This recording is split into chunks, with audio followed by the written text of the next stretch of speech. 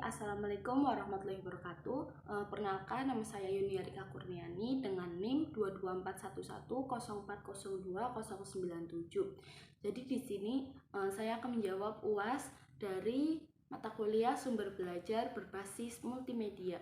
Mata kuliah sumber belajar PAI berbasis multimedia. Jadi saya akan menjawab soal yang pertama, yaitu apa sih yang menjadi pertimbangan utama bahwa dengan adanya pengembangan belajar itu menggunakan multimedia. Jadi pada zaman sekarang ini itu teknologi itu sudah berkembang pesat ya. Khususnya di bidang pendidikan, teknologi itu sudah sangat berkembang pesat dan sampai akhirnya terciptanya multimedia pembelajaran. Multimedia pembelajaran ini itu akan meningkatkan kualitas belajar dan proses belajar yang lebih asik dan menarik dengan menciptakan konsep-konsep abstrak yang konkret dengan tampilan visual dan interaktif. Multimedia pembelajaran ini itu juga menjanjikan seseorang itu lebih meningkatkan minat belajar, karena proses pembelajaran multimedia itu pastinya akan lebih menarik dan banyak animasi-animasi atau game yang dapat menghibur kejenuhan peserta didik dalam proses belajar. Lalu multimedia pembelajaran ini tuh juga memberikan peluang kepada kita nantinya calon pendidik untuk lebih berkreasi dan inovatif dalam penyampaian pembelajaran. Lalu kombinasi multimedia itu banyak seperti teks, video, audio, foto, dan masih banyak lagi. Lalu soal yang kedua, ada 3 mata pelajaran ya, fikih, SKI, dan akidah akhlak. Jadi kita diminta untuk apa sih multimedia yang cocok digunakan pada mata pelajaran fikih, SKI, dan satunya akidah akhlak dan capaian belajarnya. Jadi yang pertama itu untuk fikih sendiri, saya itu memilih aplikasi Canva. Aplikasi Canva ini adalah aplikasi grafis dari kecerdasan buatan. Aplikasi ini itu menyediakan banyak sekali template.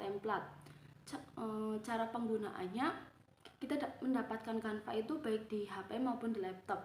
Ketika di HP itu kita dapat mendownloadnya di Play Store. Lalu setelah itu kita login dengan email, lalu di situ, karena fikih, saya semisal mengambil materi tentang haji. Jadi kita dapat langsung mencari template tentang bertema haji di situ. Semisal PPT bertema haji. Nanti di situ di Canva itu sudah memunculkan banyak template bertema haji. Banyak animasi-animasi juga, baik itu seperti Ka'bah, terus orang bertawaf dan orang bertahalul, dan masih banyak lagi. Lalu capaian belajar dari Canva ini itu capaian pembelajaran pengetahuan. Jadi dengan fikih, maksudnya dengan PPT kan kita mengajarkan kepada peserta didik itu akan menjadi lebih tahu. Lalu yang kedua itu ada pada mata pelajaran SKI. Saya itu mengambil aplikasi ChatGPT. ChatGPT adalah aplikasi kecerdasan buatan yang mana nantinya itu pasti akan sangat membantu guru dan membantu proses belajar. Cara penggunaan ChatGPT ini kita mendapatkannya baik di laptop maupun di HP. Lalu setelah itu kita login dengan email, dengan SKI semisal pada kisah tentang Nabi Muhammad SAW. Jadi di ChatGPT itu kita dapat mencari kisah tentang Nabi Muhammad SAW, baik itu hijrahnya, lalu pas ya cara baik itu berdakwahnya, cara berdakwahnya itu bagaimana, seperti itu. Lalu mungkin baik dari perkembangan Nabi Muhammad sendiri dari kecil sampai akhirnya diutus menjadi nabi. Capaian pembelajaran ini aspek pengetahuan. Lalu yang ketiga, pada mata pelajaran akidah akhlak. Jadi di mata pelajaran akidah akhlak ini itu saya mengambil aplikasi Wordwell. Aplikasi Wordwell ini adalah aplikasi kecerdasan buatan yang dimana dalamnya itu berisi game edukatif. Jadi mampu meningkatkan, jadi mampu memberikan semangat kepada siswa dan mengurangi kejenuhan kepada siswa. Cara menemukan Wordwell ini mendapatkannya itu di web ya. Jadi kita masuk Google lalu kita mencari Wordwell. Nah, setelah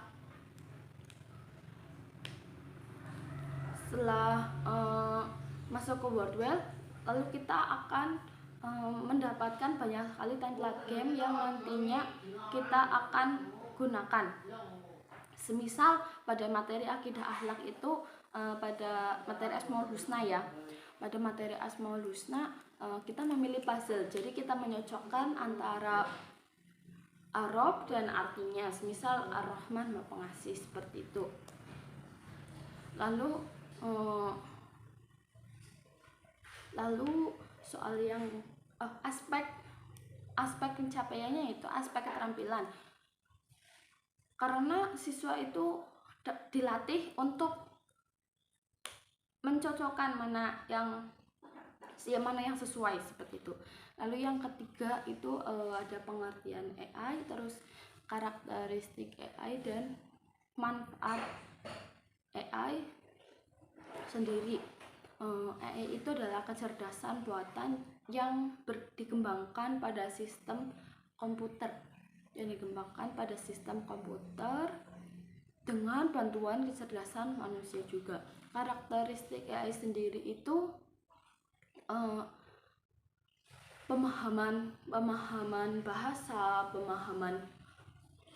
pemahaman dalam segala hal itu AI sangat cepat.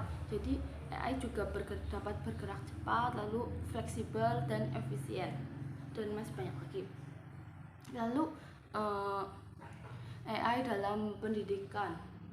AI dalam pendidikan ini itu akan memberikan proses pembelajaran yang pastinya menjadi lebih menarik, asik, dan proses pembelajaran itu akan menjadi lebih efisien.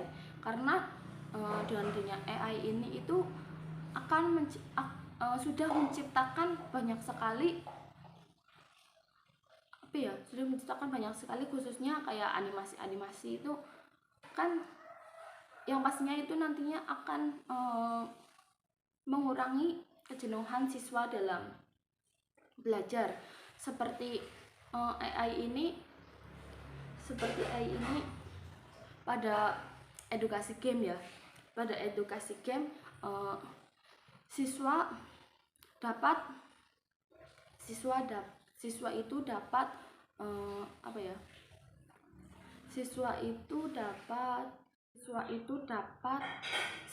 mendapatkan kemampuan belajar sesuai dengan kebutuhan siswa. Lalu hal ini juga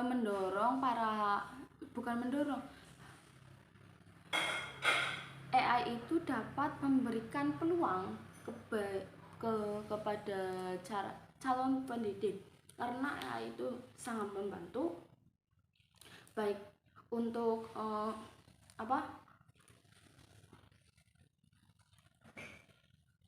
AI ini dapat membantu pendidik itu dalam penilaian. Jadi dengan adanya AI ini proses penilaian itu akan menjadi lebih mudah, seperti itu. Referensi yang nomor 1 itu saya mengambil referensi dari jurnal UNES yang berjudul Perkembangan Multimedia dalam dalam teh informatika. Lalu soal yang ketiga ini saya mendapatkan referensi dari video yang ada di TikTok, di situ tentang edukasi tentang AI. Jadi seberapa pentingnya AI ini dalam pembelajaran. Seperti itu. Sekian, wassalamualaikum warahmatullahi wabarakatuh.